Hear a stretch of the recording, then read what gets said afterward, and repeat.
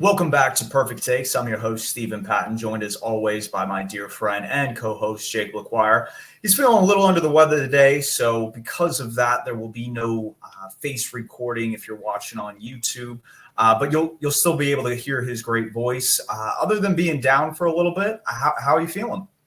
I'm still here, don't worry. But yeah, a little under the weather, some allergies, some migraines. It's just not a big deal, but I'm excited because Panthers football starts this week. That's right.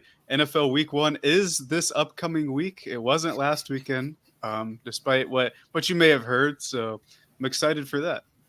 Yeah, I mean, week one was pretty atrocious from a Carolina Panthers standpoint, and we need to dive into it. The title episode pretty much sums it up. This is the same old Panthers. Nothing has changed. This is arguably one of the worst performances in Panthers history from a net EPA standpoint.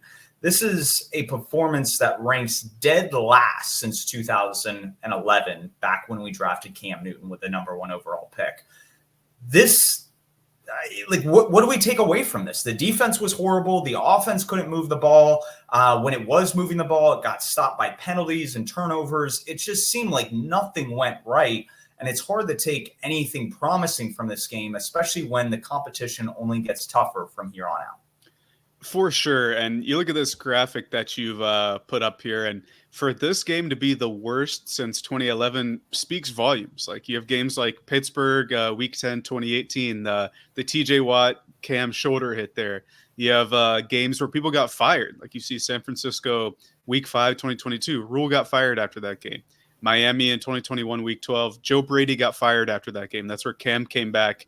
And they just like blitzed him and crushed him on a lot of those plays. We had the nice, it was like a 60-yard pass to DJ Moore that game, but nothing else. And you just see a ton of games like this, most of them coming in the David Tepper era here. I think it was 16 out of 25 you said before we started 17 recording? out of 25. 17 so out of almost 25. 70% of the 25 worst performances since 2011 have been in the Tepper era. Yeah, and that's just unacceptable, right? When he took over, he said he wasn't going to put up with prolonged mediocrity or consistent mediocrity. We aren't even there. We're in consistently in the gutter, I guess. And as like, if you keep giving away all your homegrown talent, you keep doing this, firing coaches, it's not going to change. So I think despite the horrible game week 1, we should let the process play out. I know we don't want to hear that, but getting into week 1, like you said, it was horrible. I think you have to start with the offense, right? Bryce took about half a season of maybe a full season of Cam Newton, some of his overthrows he used to have, and stuffed him into this game. I don't think we have to worry about his arm strength again after this, because frankly, he sailed it over the receiver's head like 6 or 7 times. 2 of those were the interceptions there. I think he really needs to settle down. This was certainly his worst game as a pro football player. Even going back to college, this was worse than all of his college and high school games too. So I think Bryce had a bad game. A lot of skill position players weren't the best. Jonathan Mingo, for one, 2 fumbles there. Luckily, the one near the goal line, his foot touched out of bounds, right? So We didn't turn the ball over there, but poor ball security there. And then the play calling, I think, on offense wasn't there either. But I think the before we really get into it, the more alarming thing for me is the defense. But I'll let you talk about the offense now. I want to address all the points you said and just provide examples for them. Bryce Young overthrowing guys. It came on the first play of the game. It honestly, in real time, I thought he was trying to get the ball to Thielen, but when you look at the replays, it looks like they're trying to hit Deontay Johnson across the middle. And Bryce Young obviously had a lot of success throwing across the middle in college, so trying to get looks that way wasn't something that I wasn't happy about necessarily. It was more just the execution of it, and having 2 guys in the same area is going to create a crowded, condensed space to where you can have a safety pick off an errant throw, which is what happens. And then you go a little bit further into the first half, and we have a critical, pivotal 3rd and 6, and Bryce Young kind of sails Deontay Johnson on this kind of corner route. Come back to a similar play design with Adam Thielen running a similar route. and that overthrow leads to another interception. So Bryce Young just not being on time. The offensive line, I will say, we invested a lot of draft capital in. They gave Bryce Young a lot of time to throw. They graded out really well across a bunch of different metrics. So that is one side on the offense that I can take from. Deontay Johnson didn't provide a lot of explosive plays. Mingo, like you said, had the fumbles, and I think deservedly should be benched until he can fix those ball security issues. I am one of the biggest Mingo supporters, and I'm going on record in saying that you cannot turn the ball over like that. And obviously, he isn't putting the balls in harm's way necessarily with just keeping out and loose, but you have to tuck the ball a little bit better coming across the formation, and you probably shouldn't try to truck a dude who has the crown of his helmet down. That's usually going to cause the ball to get knocked loose. And sure enough, that's what happened. So it's just things he's got to clean up in practice as we move forward. But to the defensive side, and I think you made a lot of good points kind of leading up to this, is probably the biggest area of concern, especially with Derek Brown probably being out for the rest of the season. Yeah, he was just put on IR a couple of minutes ago, according to Twitter, X, whatever you want to call it. Quick note on the offense. The first play of the game came from under center. Yep. When we were talking about the shotgun and under center stuff, a little under center drop back and, like you said, sailed it in between the two receivers and the safety picked it off. But yeah, the defense, 9 straight possessions for the New Orleans Saints where they were able to score. And I know we had 3 turnovers throughout this game. And this isn't a case of, oh, well, the defense was on the field the whole game. They were definitely gassed and that just let the Saints score. Yeah, maybe in the second half, but on the first drive, they moved the ball on the ground quite effectively. Alvin Kamara was tearing people up, our defenders were missing a ton of tackles. I think the only really consistent defenders we had were Shaq Thompson, who played well in his return. He left last season against the Saints, so this was nice for him to get back and play this game. And Mike Jackson, the corner we traded for from Seattle. I thought he had a pretty decent game there, but I think everyone else across the board did not perform up to snuff, and I think it starts up front. This is a group that lost Brian Burns, right? Lost Frankie Louvu. So I guess the top-end talent level from a pass rush perspective wasn't there, but we expected that. We talked about that going into this game. What we talked about was this should be an improved front with run defense with signing A'Shawn Robinson, Jadeveon Clowney. It wasn't. It was horrible. And not to mention they still have Shai Tuttle playing nose guard.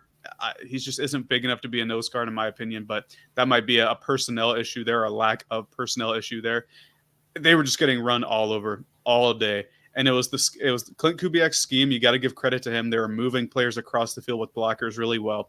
But I just don't think the effort and the discipline was there in regards to picking up your blocks, like going into your run fits and tackling. Like tackling was a huge issue. This looked like 2017 Alvin Kamara, not 2024 Kamara, who was not good last year. He was an old man last year, and he looks rejuvenated now coming off of this game. So to me, the defense is the biggest issue. Their 9 straight plays where they had a scoring, or they scored at the end of the drive, the most since the Rams, the best show on turf in 2000, where they had 11 in a row. So it's just unacceptable for me. It is from a defensive perspective. And the only thing that the go towards that record is a lot of those points came on 50-plus yard field goals. So even though that they were given a short field based on whether it was a turnover or a good return on special teams, the defense tightened up and at least on some of those drives only allowed a field goal. So from that standpoint, you can chalk that up to a win. Like, hey, you held your ground. You didn't let them get into the end zone. But on the first third down that the Saints faced in the first quarter, they hit a deep bomb to Rashid Shaheed. He gets behind J.C. Horn in the safety. J.C. Horn does not chase down Shaheed. And obviously he's not stopping a big play, but you could make a tackle and have him down at the 1. The defense, to your point that you've already kind of covered, that they look like bowling pins out there on multiple plays where these guys are just knocking into each other and pretty much blocking themselves out of the play, which is wild. It's mind-blowing. It seems undisciplined. It seems almost like watching like high school football, and these guys are paid as professional athletes. So that was extremely frustrating. Rashid Shaheed was explosive all over the field. They only had 7 third downs the entire first half. They converted on 4 of them. Like you said, scored on all those first 9 drives, but they had 6 drives in the first half. And it just seemed like whatever they wanted to do, they were able to. And they got the tight ends involved. Like you said, they were able to run. There was one play that Jadeveon Clowney got sucked inside based on how Penning was dropping back in kind of his protection. And then all of a sudden it was a little kind of like handoff to Kamara. And I believe it was a third down as well. They pick up the first down because they are expecting tendencies, and Kubiak was understanding how he could get the defense to move, and the not have adjustments on the defensive side from Ejiro Evero to not even force a single turnover or to force a single punt is disheartening. And it really is alarming because to have as bad a defense as we did on Sunday, then it just puts that much more pressure on the offense. And they already looked kind of bogged down and overwhelmed in week 1. Yeah, and I think from an offenses we play moving forward standpoint, or quarterbacks we play, which is an important metric when you're looking at your own defense, the Saints were up there as one of the worst going into the season, right? Now, granted, Derek Carr had a great game, but when you look at the upcoming QBs we have to face, from Justin Herbert, Joe Burrow, and then Patrick Mahomes comes to town later in the year, Dak Prescott comes to town, Kyler Murray, Jalen Hurts, like, we have some good QBs and offenses we're going to have to face pretty soon. So I think this is something they need to like fix immediately. And losing Derek Brown, our best player probably on the entire team, obviously is going to hurt. But I think a lot of what bit the Panthers was like we were talking about, discipline and tackling. I think that could be cleaned up pretty quickly, because I don't want to get ahead of ourselves because we'll talk about the Chargers game later. But their run game was, I'll say, well, for at least J.K. Dobbins, he was quite effective this past Sunday. So they're going to need to be able to clean that stuff up when they come to town this upcoming week.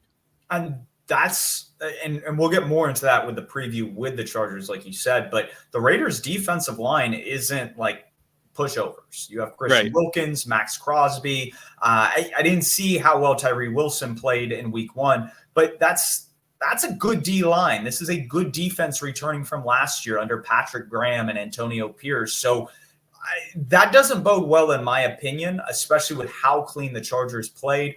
But moving on from the Panthers, because I think at this point, about 15 minutes in, I don't want to dwell on just how bad that game was. It's more, get it out of your mouth. Hopefully this is the worst of it and it's all up from here. But if it continues getting this bad, say we're winless by the bye, is this a scenario where Dave Canales gets canned midseason like Frank Reich?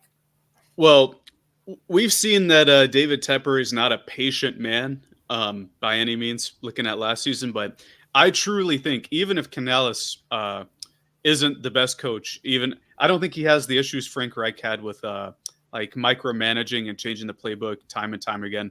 I truly think you have to give him more than 1 year, because we've said since Tepper took over, he's stated Rome hasn't been built in a day, and he's done the opposite of that with his decision making. You just have to, like, even if you don't want to call this a rebuild, or you want to call it a retool or whatever, this is a rebuild. You need to take your medicine, take your lumps, and continue to get better. That trade we had for Bryce, we gave up a lot. We gave up almost everything, and then we don't re-sign Burns. So in a sense, we did give up everything for Bryce. You need to let this play out. Like that's just kind of how I look at it. Even if you think, oh, Bryce isn't the guy, let's look at a QB in this draft. The QBs are not good in this draft. So take your medicine, take your lumps. Canales, figure it out. If we want to get a QB in 2026 or whatever, sure, let's do that. But this year, it needs to be about growth. We need to see growth on offense from all of our young players, not just Bryce. We need to see it from like Leggett. We need to get Jonathan Brooks on the field, see what we have there. I think Canales has to stay this year. Now, if we get another week 1 happening down the line, then maybe it's a different conversation. If we, 47-10 was the final. If we another one of those, by all means, we're going to have that conversation. But I don't think you can portend that he's going to get fired this early, this soon, because as much as we don't want to hear it, this was just week 1. And I think if they improve next week, our opinion of the team will be quite different. I 1,000% agree that it is an overreaction necessarily from a week 1. What I'm suggesting is, okay, with the teams you have on your schedule before the bye, you host the Chargers at home, you play the Raiders on the road, yes, I'm not going to count us in to beat the Bengals, even though the Patriots upset them this past week. You have the Bears, you have the Falcons at home, you have the Commanders, you have the Broncos, you have the Saints at home, you have the Giants in Germany. Like, you have to win 2 games, in my opinion, before the bye. If you go winless against some of those teams, like what are you doing? Like, it just shows the Bryce Young experiment didn't work, and that doubling down with Dan Morgan and Dave Canales wasn't the direction we should have headed. I'm with you there. If it's going to look really bad if you're winless going into the bye, right? Because these are the winnable games, all those games you mentioned this season. What I will say, though, is if you restart, get a new coach and GM again, it's not going to be any better. Like, that's the point I'm trying to make. You can't keep this is what we talked about last week. You can't keep restarting every year just because you don't like the result of that season. We saw it with when Rule took over. We didn't have a GM. He hired Fitterer. Rule hired him himself. Fitterer was not a good GM. Rule gets fired the following year. Fitterer hires Frank Reich. Frank Reich is not a good football coach. He gets fired and Fitterer gets fired. And kind of Denver is still kind of a holdover there. So I think as much as we don't want to hear, I think you do have to give this group that we have 2 years so they can get their own foundations, because this team's been gutted. And hey, if that doesn't work, the next year we'll have all of our draft picks. We'll bring in a new coach, something like that. But it's not a good situation either way.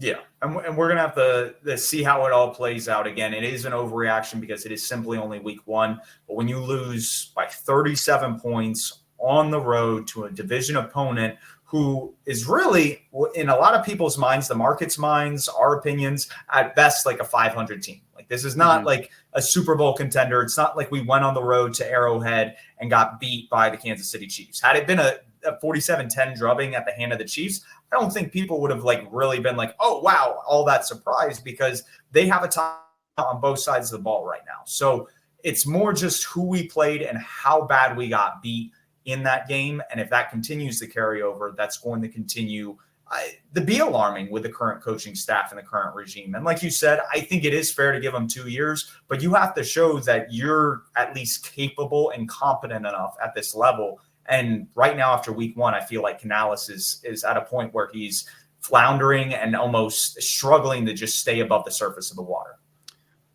Because it's week 1, I don't want to say he's drowning or anything, but he admitted it in his presser that he got outcoached, and we kind of touched on it earlier, but a lot of the play calls and route concepts weren't necessarily the greatest thing. That first play, like you talked about, you had Thielen and Deontay Johnson both cutting over the middle, right in the same kind of zone there. If I would have known better, if the play would have gone on a second longer, they could have ran into each other. We saw that at least 2 more times throughout the game where Mingo and Jordan Matthews had something similar. It ended up being a Jordan Matthews drop. I don't necessarily think it was because Mingo was in his face, but that had to be part of it. And then on all the sacks that came from the Saints defensive back Alontae Taylor, there were no hot routes on any of those. And it was after the first one, it was pretty clear when you would see them overload one side of the line, particularly that left side. I don't want to blame Ike Ekwonu. He can't block 3 people, and so it's little stuff like that where it kind of makes you think, why wasn't this taken into account? And the pregame interview with Baker Mayfield on Sunday when he took the field, he mentioned, I wasn't necessarily given the freedom to make calls at the line or change stuff at the line. That's something that's going to need to change this season, because one of Bryce's strengths in college and even last year was being able to dictate stuff at the line of scrimmage. I think about the Texans game when he was facing blitzes and stuff like that. He was able to find people like Thielen and Chark out on the side, an adjustment he made himself. So that's going to need to be something that needs to be changed moving forward, and Canales is going to have to take ownership of that. Yeah, and we're going to see how it plays out in the Chargers. We'll preview a little bit more later on in the episode. But I think right now it's a good time to kind of segue into around the NFL.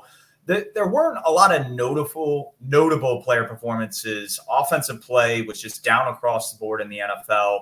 If anything, this was the week of defenses, so you could probably get some nods there. But we're just going to jump into the games and performances that caught our eye. And it starts with what happened down in Miami. I thought this would be a high-flying affair. I thought we could see 2 teams put up 30-plus points with the Jaguars and the Dolphins. And kind of halfway through the third quarter, it was 17-7. I was a little kind of like dumbfounded almost that McDaniel hadn't been able to generate a ton of offense up to that point in the game, especially considering he still had all his speedy weapons. He knows how to utilize motion. And I think that's just a credit to how Ryan Nielsen has the Jaguars playing on defense. I think they're skilled players. We saw Eric Armstead make a few plays, Trayvon Walker make a few plays. And that's exactly what you want to see from a young defense that has the potential to wreak havoc. Well, I think the point you brought up, that it was a down week for offense this year, kind of hits home with a lot of these games. I saw a stat where before the Monday night game, before yesterday, which had its fair share of touchdowns, there were 33 passing touchdowns in week one total. And then you look 5 years ago and it was 68. So more than double that. So I guess defenses are catching up, which we don't really think about because you think about an offensive boom over the last half decade. But this was really a down week for offenses. And I think this game speaks to that. Mike McDaniel, we think of as one of the more ingenious, or he designs a lot of motion stuff really, really well. And like you said, a lot of that stuff didn't affect the Jags defense. Ryan Nielsen had them locked in. It was a stout defense throughout. And it didn't really happen until late in the third, early in the fourth, when the Dolphins finally broke through, and found Tyreek Hill on that long play where he had, I think it was an 80-yard touchdown. He did the arrest me celebration in the end zone with Waddle following his kind of brush in with police before the game, which is a scary thing if you're an NFL player an hour before the game. But he made it to the game. He got them that touchdown. And eventually, after missing some field goals, the Dolphins made some for the win. And I think it's really interesting to take away how the Jags were in control, I think, for a large portion of the game. They kind of fumbled it away at the end there. But like you said, the Dolphins didn't really I don't even want to say they took the reins in the fourth quarter. They just did what they needed to do. It was a really scrappy game. And I think the main takeaway for me is it's more Doug Peterson tomfoolery at the end. Press Taylor, if he was the one calling the plays and stuff like that. It just didn't work out in the end. And I'm thinking about the ETN play, the 4th and 1 where he tried to reverse the field. That one didn't work out. He also had the fumble into the end zone. I think that was in the fourth quarter. It might have been in the third, where they lost the ball there. So execution wasn't great. But again, this is something we talked about. Jacksonville has the guys to get this done. This isn't a weak Dolphins team by any means. They have the guys to get this done, but they seem to fall flat. Yeah, and this was the story of the Jaguars last year, and it is shocking to kind of see it all unravel. The fourth down play almost looked reminiscent of the play design they had against the Chargers a couple years ago in the playoffs for a fourth down. They try to run it to the other side, get a little too cute.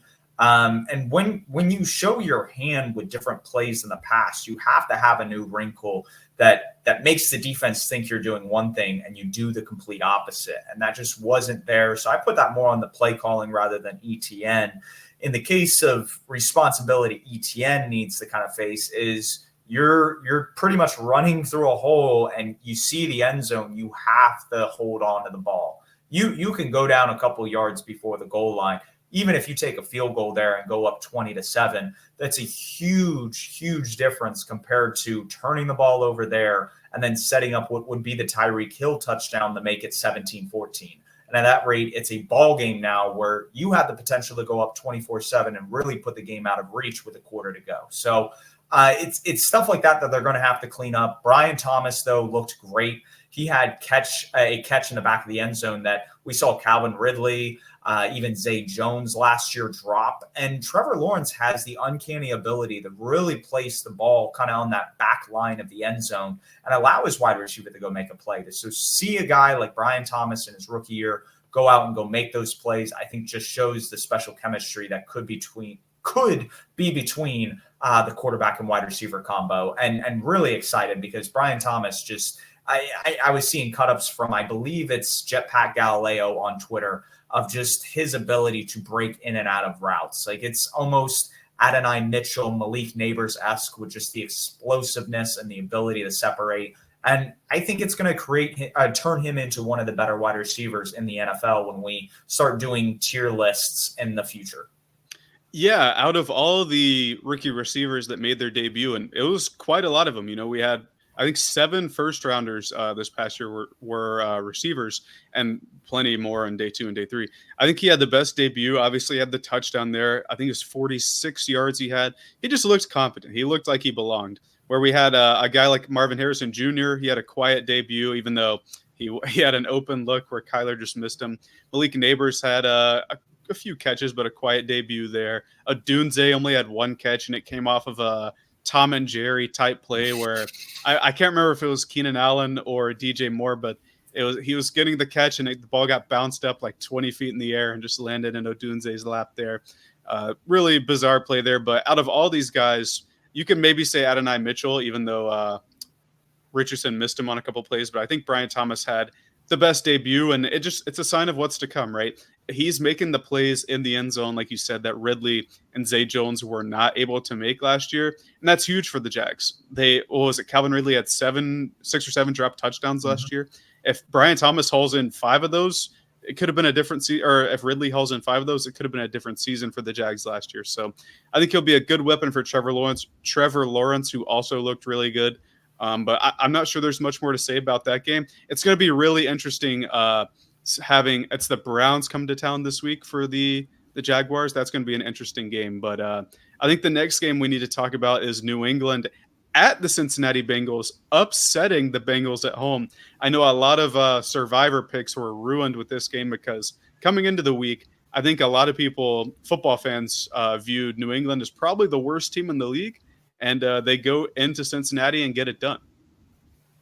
They got it done playing the only way that this team is going to be able to win football games this year, and that's play defense and run the ball. And they were able to do exactly that. The Cincinnati Bengals, they did do a lot of things to revamp their secondary, the second level. But when you look at their run defense last year, and then you look at the personnel that they lost going into this year, especially with a guy like DJ Reader leaving the Detroit in free agency, that's just going to create gaping holes to where you're going to be able to have linemen that are going to get up to the second level and pave runways for the running backs and the running game. And that is scary, especially when the Bengals play in a division with the Ravens, with the Steelers, teams that are going to be able to run and run consistently on you. And so not being able to stop a team that is one-dimensional is very alarming because Jacoby Brissett and these wide receivers do not scare anybody. Granted, Jalen Polk looked really good in his debut, talking about rookie wide receivers. He was open. He just didn't get a lot of targets, and that may change moving forward. On a defensive side, there was some fluky stuff that went down for the Bengals, of course. They had a tight end kind of come across the middle, looked like he was going to go into the end zone. Ball gets punched out, kind of Cam Chancellor, Calvin Johnson-esque back a couple years ago. Was that a Monday night or Thursday night game, you remember? It was Monday in Seattle. I think it was a Monday night where they hosted the Lions. So just is similar, just bad luck, so to speak. But Burrow didn't necessarily look good. Trent Brown on the right side is not looking competent necessarily. So getting Amarius Mims back, getting T. Higgins back is definitely going to help this team. The Bengals tend to start the season a little bit slower than most teams, so they could correct them as the season goes on. It's just something to take note of because, like you said, the Patriots are probably going to be one of the worst teams in the NFL, regardless of what happened in week 1. Yeah, and with the Bengals, like you talked about, Burrow, I don't think he's ever had a healthy offseason. He's just been dealing with injuries throughout his career. Jamar Chase was in street clothes a lot of the summer, so he might not be 100% conditioning-wise. And like you said, T. Higgins didn't play in this game. So I can excuse some of the slow offense, I guess, and chalk it up to all the personnel's not there. They're not as used to each other this early in the season. That's fine. But the defense to me, and this goes back to how we were talking about the Panthers, just like poor tackling efforts, especially in the run game. We talked about how Kamara diced us up. A much younger runner and Ramondre Stevenson was able to just run people over. You talked about bowling pins. He was able to bowl the defenders over and just run rampant on them, for lack of a better term. Like you said, this is how the Patriots are going to win games. And it was an effective first game for him. Now, I will say on the offense, like you said, there were a couple fluky things.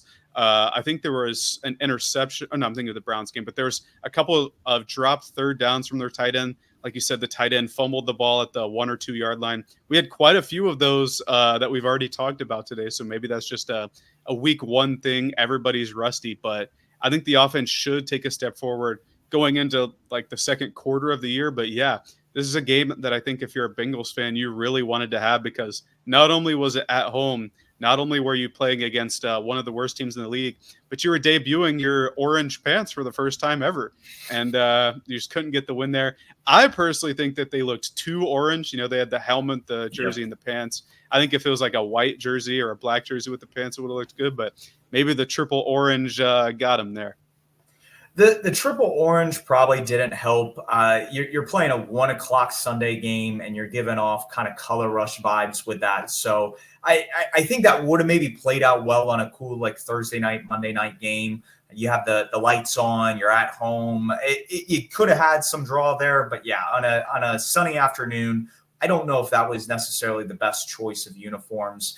Like you said, hopefully they're able to clean up some of the issues on offense. I think a lot of it is just going to be dependent on how they start marrying the run and the pass. Them losing Joe Mixon, I don't know if it's been talked enough. He had some really impressive runs, and I know we aren't really going to talk about the Texans-Colts game, even though that was high flying. Joe Mixon had some big boy runs that would have helped the Bengals move the ball, convert the kind of first downs, keep the drive alive, and not having him in the lineup, I think also well. So we'll see how all these losses on both the offense and defense affect the Bengals down the stretch. This was a team that I thought was third best in the division behind the Steelers and the Ravens. And we're going to see if they're able to kind of pick it up and prove that they are still the class of the AFC when they're all healthy.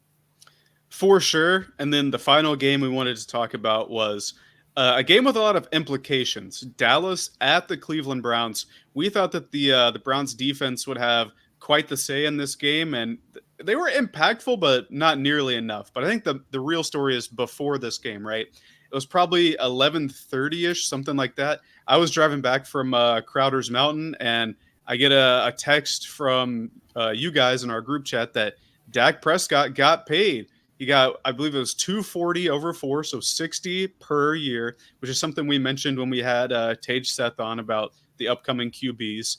I don't remember the guarantee numbers, although I remember it was quite high, but they've locked up Dak now. They've locked up CeeDee Lamb. We're still waiting on Mike McCarthy. This is a prove-it year for him. And we're still going to be waiting on Micah Parsons, their defensive star. All these guys, McCarthy excluded because he wasn't on the field, all these guys had pretty big impacts in this game here. And I think it just goes to show how important they are, how much Jerry Jones and the front office prioritized signing at least the two offensive guys this summer because they were cooking. And that was really the story of the game. Dak, CeeDee, and Micah Parsons on defense. Yeah, no, that was definitely, I think, the best way to kind of paint the way the game went down. I thought what was interesting is Mike Zimmer even talked about in the offseason, we were going to have Micah Parsons playing more of the linebacker role. And what got interesting with that is that allowed them to have a bigger defensive front, which helps you out in the run game, which was an issue for the Cowboys defense last year. I think when you can get a guy like Mozzie Smith, Marshawn Nealon, and DeMarcus Lawrence on the defensive line, you feel a lot more confident about gap control. And then what got interesting, especially on some of these third down plays where Parsons is creating sacks or getting a pressure that causes a tipped pass that leads to an interception, he was rushing up the middle. He was lining up as almost like a 3-tech or just crashing down from the linebacker spot as a pass rusher. And it was wrecking havoc from the inside. And we saw Myles Garrett do this in the Jim Schwartz defense last year. So it's very interesting that going against the Browns, going against a player who saw a lot of diversification in terms of how he rushed the passer, we're seeing Micah Parsons now do that. And I think that's going to allow him to just be a playmaker all over the field while addressing the issues that we thought they had last year in stopping the run. Now, to go to Dak being paid, he has $129 million guaranteed at signing. I think over the course of the deal, once he hits certain points, I think 231 is guaranteed. So definitely a pro Dak contract. He deserves it. He's been their franchise cornerstone for them since 2016. And outside of a couple just season-ending injuries, he's been a consistent for them. And that's huge, especially when you have CeeDee Lamb, who just got paid, and you have that report. And it goes back to the point that they are sold on Dak as the future, and this is a prove-it year for McCarthy. Now, from a cap standpoint, I think next year the Cowboys have a total of $40 million that they're working with. I don't know if that's been adjusted for now the new Dak contract. But if you sign Parsons next year, they have, I believe, over $100 million in cap space the following year. So being able to pay all three of these stars seems within reason for this team. It's just interesting that if they had paid them months prior, maybe you're able to get CD on a $32 million per year contract. Maybe you're able to get Dak on a $55 million year per contract. And you're saving yourself $7 million to sign a couple veterans, kind of build the depth of your roster, so to speak. And losing that wiggle room, that margin for error now becomes smaller for Dallas as they try to compete in another Super Bowl. Yeah, I don't know if they're at that Super Bowl level this year. We'll have to see. They certainly handled the Browns. And you talked about how Dak's been a cornerstone since 2016 for the Cowboys. Their other cornerstone that rookie year was Ezekiel Elliott, and he's back with them now. He had a nice rushing touchdown. I thought he looked rejuvenated running for them this year. I guess he's the lead back there now. So did you see his hurdle on his first? It was either a reception or a run. I was like, dang, he's still got it. That looks like Ohio State Zeke, and he's wearing the same number, number 15. So maybe he's just feeling a bit younger there. The other side of the ball with Cleveland, I thought their defense was fine, but other than that, they just got beat. They give up the punt return touchdown. Kevontae Turpin is just dangerous. You always have to cover him there. Same story with the Panthers there. Rashid Shaheed tore us up in the return game. That's another thing the Panthers have to address. And then the offense for the Browns. We've belabored the point over and over again, but Deshaun Watson just doesn't look like he's a starting quarterback now. Two separate interceptions. The one was the Micah Parsons one, like you're talking about, that got batted up into the air. But 4 sacks that he took is just not a great performance from him. And like we talked about when we had the AFC North breakdown a couple months ago, they signed Jameis Winston for a reason, And I don't know if it's going to be week 2 or week 10 when we see him, but I don't think Watson's playing the full season. We will have to see, but that offense did not move the ball effectively. And with some of the allegations surrounding Watson at this point, with some of that off the field, there could be a situation where his contract is voided out, where they aren't necessarily obliged to pay out the rest of his deal. And I think that would open the door for the Browns to go get a guy. But what's interesting is a couple of years ago, they had a guy in Baker Mayfield who's turning it right now up in Tampa Bay. So it makes you wonder if Kevin Stefanski knew how to use Baker well, and kind of went in a different direction with trying to chase something that was never there with Watson. And I've seen people talk about that there's probably going to be a 30 for 30 on ESPN at some point about that whole debacle of going from Baker to Deshaun Watson and how he is just completely looks unplayable for most of the time he's been back with the Browns. And I think it's just a matter of time before Jameis Winston steps in. So when you get beat on all 3 levels, offense, defense, special teams, you're going to lose games. And the Cowboys blew out the Browns opening week. They host the Saints next week. So we'll see if the Saints are the real deal. I think the Cowboys are a good litmus test to see where New Orleans is in terms of the rest of the NFL. But that leads us into the Panthers preview with the Chargers, who beat the Raiders at home. They open up with a dub. They played a conservative game plan, but they won. They didn't make mistakes. They got a lot of contribution on defense from Joey Bosa and Khalil Mack, the 2 guys they decided to retain compared to retaining guys like Keenan Allen and Mike Williams for Justin Herbert. And that seems to be paying dividends early on. People are buying into what Harbaugh's doing. Jesse Minter could be the next Mike McDonald. Greg Roman, for all of his faults, is still a capable play caller. And it's just, it makes it hard to believe after what we saw last week against the Saints that a team that is playing so soundly is a team that we're going to be at home. Now, that could be completely different on Sunday. I'm just trying to find the silver lining and where we might have a mismatch in this game. Well, as far as mismatches go, I think the one thing you can look at is their pass catchers. Obviously, Lab McConkey scored a touchdown, another rookie receiver there. He put the moves on, I think it was 2 different Raiders safeties coming down to tackle him. Just shook him out of their shoes there. But I think our corners, in particular, J.C. Horn, Mike Jackson. I think that's a good matchup for us. Herbert didn't throw the ball a ton this past week. They didn't blow out the Raiders by any means, but they got it done. And where they got it done was on the ground. And I think that's going to be the big key for the Panthers. J.K. Dobbins had over 100 yards, and we can't allow that to happen. We were putrid versus the run this past weekend.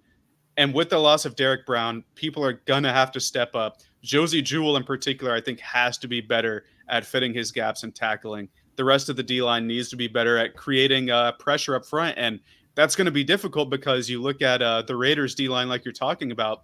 Max Crosby against Joe Alt, their rookie right tackle, 0 pressures. And I think it was 8 different pass rush snaps that those two faced each other, 0 pressures there. So Giro Evero is going to have to get creative in some blitz packages, some pressure packages, which he doesn't like to do because he's more of a rush 4, drop 7 kind of guy. But I think the key is bring different exotic forms of pressure to get them out of their run game and get Justin Herbert throwing the ball outside to where our corners might have the advantage there.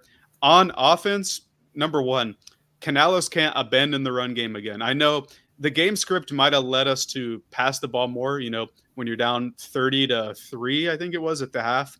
You kind of need to pass the ball a little bit, down 17-0 after the first quarter, but I don't anticipate that being the case this week. If it is, we're in trouble, but I think we do need to stick to the ground. Chuba Hubbard is in the last year of his contract.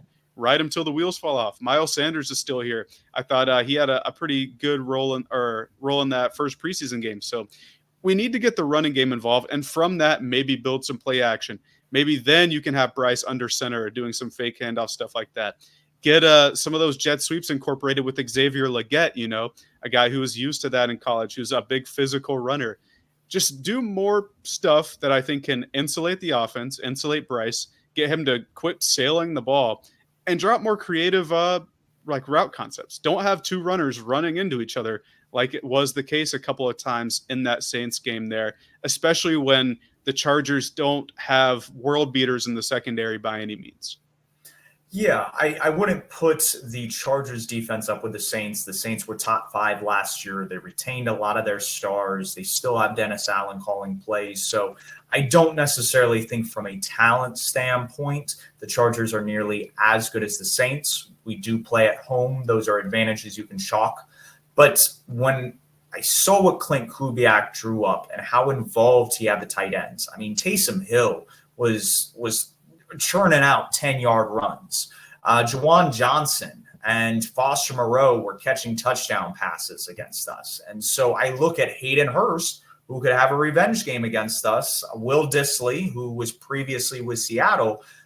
They could have a big game, especially with just how leaky we were in coverage against the Saints tight ends. So while I think the outside, we can shut down guys like Josh Palmer, Ladd McConkey, obviously Quentin Johnston. If Quentin Johnston starts catching passes on us, it's going to be a long day.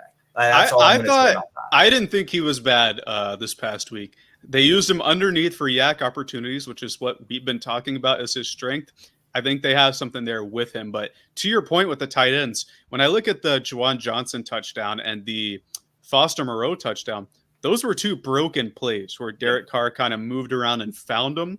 I think if we could kind of contain on those broken plays and maybe be more disciplined and not get mossed by Foster Moreau, mossed. So it's a hard one to say, but he mossed one of our safeties there. You can just be disciplined and jump with the best of them. I think we can kind of mitigate the tight end advantage there, especially when you have an athletic young linebacker like Trevin Wallace who moves well in space. Shaq Thompson looked good. So I think there's stuff in there to work against the tight ends, but they're certainly going to have to be more disciplined because that was the primary gap for our defense in the pass game this past week. They were actually pretty good versus the receivers outside of the Rashid Shaheed long play. Yeah, and for the most part, we did shut them down. There was a good in-breaking route by Chris Olave. Rashid Shaheed did have a couple other big play opportunities that were broken up or just didn't land for the Saints. When I look at the best way we can attack this defense, it's leaning into something we didn't lean in against the Saints, and that's the run game. And obviously, when you go down 17-0 at the end of the first quarter, you kind of throw out your game plan, and you have to just start throwing the ball to stay in it. But Chuba Hubbard was very efficient. He, at one point in the second drive, got a first down in 2 back-to-back run plays. And then Bryce Young dropped back the pass, saw nobody downfield, runs into Taylor Moton. You're in a 2nd and long. And that kind of killed that drive. And then a little bit later on, we had a 3rd and 1. We had a cool little pitch out to Miles Sanders. He picked up the first down. But unfortunately, Jatavian Sanders got called on a hold, and we put ourselves in a 3rd and 11 situation. Weren't able to convert it. So those kind of mistakes and leaning more into the run game, I think will help us, will help Bryce get in a rhythm to where, like you said, he won't be oversailing guys, because guys were open despite some miscommunication on some plays. So that is a good silver lining to take away from. I just don't see how, with Derek Brown being gone and how good the Chargers are in the run game, when you just look at who's up front for them, that's where the long day could be for me, is that they could rack up 250 on the ground and not lean on Herbert throwing the football, because they're able to dominate in the trenches. And that is the concern I have on the game on Sunday. We'll see if that's the case, but that is the one thing I think the Panthers are going to struggle to stop. And if Evero decides to stack the box, I think what Greg Roman and Herbert will draw up is some play action and test some of our cornerbacks and see if they can get a deep ball behind us to a guy like Palmer, or, like you said, an underneath pass to Quentin Johnston and allow him to get some yak. For sure. And I think committing an extra player to the box, that's one option, but they have Justin Herbert, right, as their quarterback. So once that happens, he could always light us up down the field behind our safeties, stuff of that nature. We'll have to see. One interesting thing I wanted to end on before we get into take territory is, because it was a down week for a lot of QBs around the league, if you look at just pure EPA per dropback, Bryce Young and Herbert had the same EPA, minus 0.25 per dropback, which is not good. A lot of QBs were in the negative this week, like we've been talking about. The only ones that were above were really like Patrick Mahomes, Josh Allen, like the usual suspects. But yeah, that's going to be key. Taking away Herbert and stopping the run, I guess, is the play there. Getting into perfect take territory. My take is that we're going to have more than one sack in this game. I know that they have, and I say that because we had one against the Saints, and it was like it was when Derek Carr was scrambling, and because it was behind the line of scrimmage, it's technically a sack. It wasn't a traditional, you beat your tackle and go get him. But I think we're going to have more than one, and I think it's going to come from, like we're talking about, more exotic stuff. It might not be 2 edge rushers getting it. It might be Shaq Thompson up the middle. It might be a corner blitz, like a stinger blitz, Mike Jackson or something like that. Maybe Jordan Fuller comes down and gets a sack there. But I think we're going to have more than one against this stout, maybe not stout interior O-line, but definitely 2 stalwart tackles that they have. Okay. I like that take. Hopefully we do rack up those sacks. That's what's going to help kind of stall drives out for the Chargers and get the ball back in the offense's hands, so we have more opportunities to score. My perfect take this week is that I think every AFC South team wins. So the Jacksonville Jaguars will be hosting the Cleveland Browns. And while the Browns have some issues on offense, this could be a decent game with just how much talent is on the Browns defense. But I think some of the other ones that could be leaning towards more of an upset, you have the Colts visiting the Packers. The line's only -3 there for the Colts. The Titans are hosting the Jets. I think this is the biggest upset. And I think the Titans pull it off. They were in control against the Bears for most of the game and just let it slip away on a couple mistakes on special teams and offense. And I think if they get those back, that they would be 1-0 heading into week 2. And then the Texans will host the Chicago Bears, who the Titans hosted last week. So I think the Texans are just a better team right now than the Bears. Caleb Williams is still learning. So I think all 4 win this week. Do we want to talk about bets before we hop off? Bets last week, bets heading into this week? We can, because sports gambling is legal now in North Carolina. I'm not going to look ahead to next week yet. I like to do bets like day of, just so I can get what I think is the most accurate lines, because injuries come in, that sort of thing. Maybe if the 49ers divulged that McCaffrey wasn't going to be playing, a lot of people's bets could have gone differently this past week. But the ones that I do recall, the first one, and you had a similar one, I got the Lions at 5.5. They obviously won that game. And then the Pittsburgh Steelers I had as well. I believe it was +3.5 because they were underdogs going into Atlanta, and they got the win done there. And that one to me seemed like kind of not a superstition thing, but the Steelers always beat the Falcons. That's kind of a thing with the Panthers. The Panthers always beat the Chargers, so I kind of have an inkling there that we might get the win.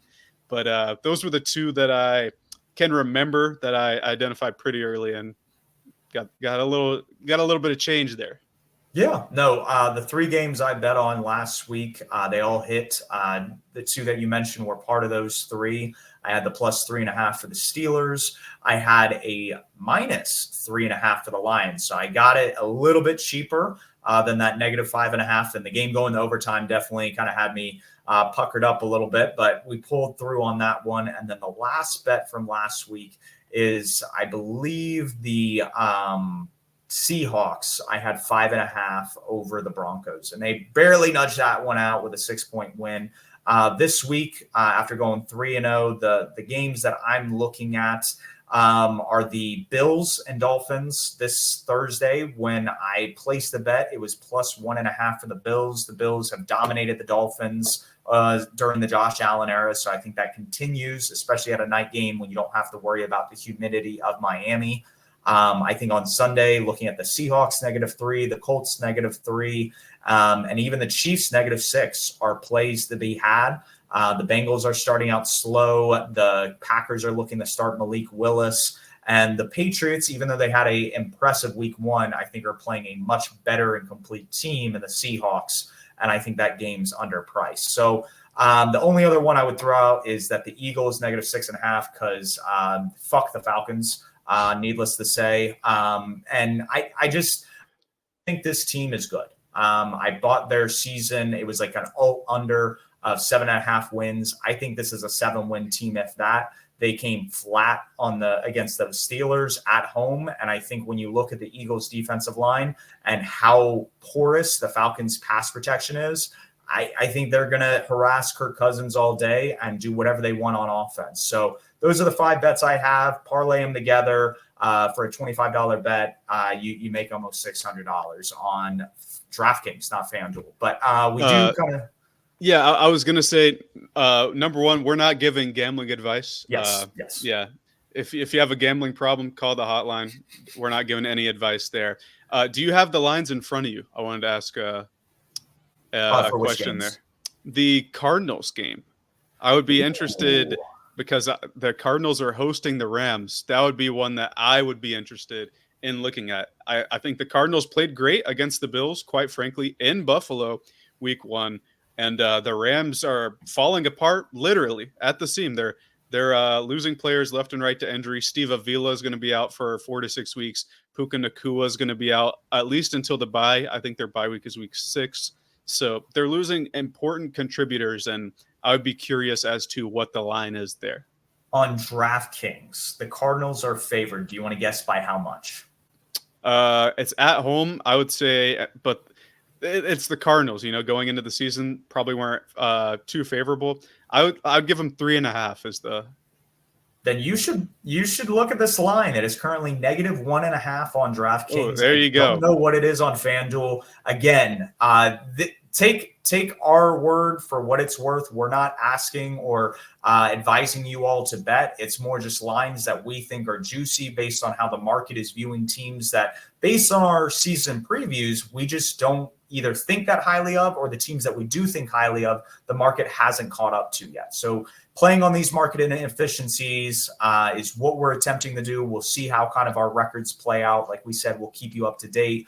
Went 3-0 last week. Jacob, with a couple of the bets he had, I'm sure he was in that 2-1, 3-1 range as well. So good week 1 for us. Had a lot of fun with fantasy. We will catch you all next week.